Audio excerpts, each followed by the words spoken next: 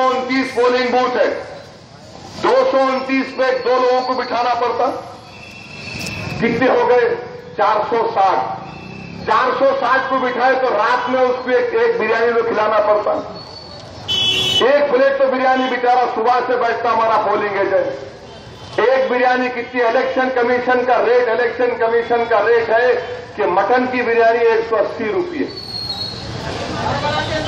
नहीं, 460 का 180 रुपये से स्टार्ट कर लीजिए। 9 इलेक्शन लगा लो, अखबार में इश्तिहार देते, जलसा कराते, लेके जाते। कहां से आ रहा बाबा आपके पास? 19 साल से तुम एक काम नहीं करे, अब आके बोल रहे कि मैं मर्द नहीं था, मेरा बाप था। ये नहीं हो सकता मेरे अजीज दोस्तों, ये नहीं हो सकता।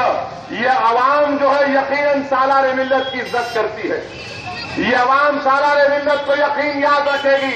मगर अगर ये अवाम के पास जाकर मैं कहूंगा कि नहीं मैं उनका बेटा हूं, तो अवाम बोलेगी बेटा एक मरतबा तेरे को दिए बार बार नहीं देती। काम करो बोलती अवाम। अवाम बोलती बताओ तुम्हारे क्या काम है, तुम्हारे क्या कारनामे हैं। ये हमारे काम। ये क्या यहां पर संतोष नगर में पानी की टांकी मुमताज खान ने नहीं बनाई? आप बोलो टांकी नहीं बनी यहां पर? यहां पर ड्रेनेज की लाइन नहीं डाली गई 3 करोड़ की लागत से।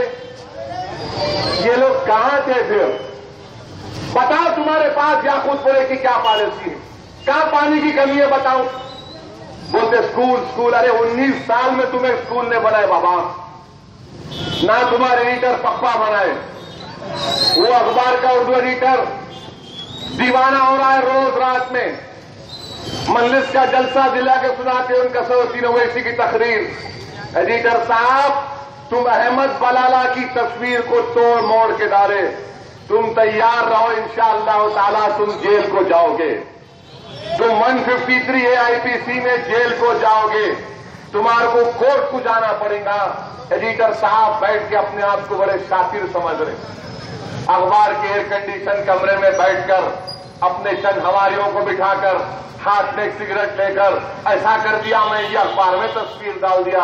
अरे एडिटर साहब आप अपने लिए 2009 में अपने अखबार को काला कर दिए, आप नहीं जीते, एडिटर नहीं जीता तो आप जिसको गोद ले लिए उन्होंने जीतेंगे या खुद पूरे से नहीं जीत सकते इंशाअल्लाह ताला।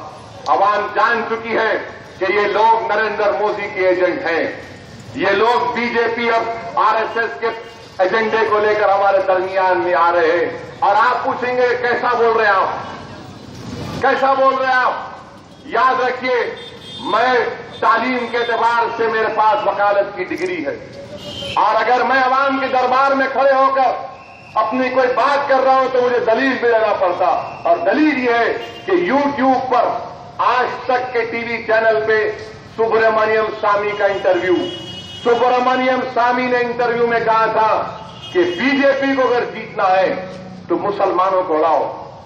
कैसे लड़ाओ? देवबंदी, बरेलवी, शिया, सुन्नी और अहमदियों को साथ लो।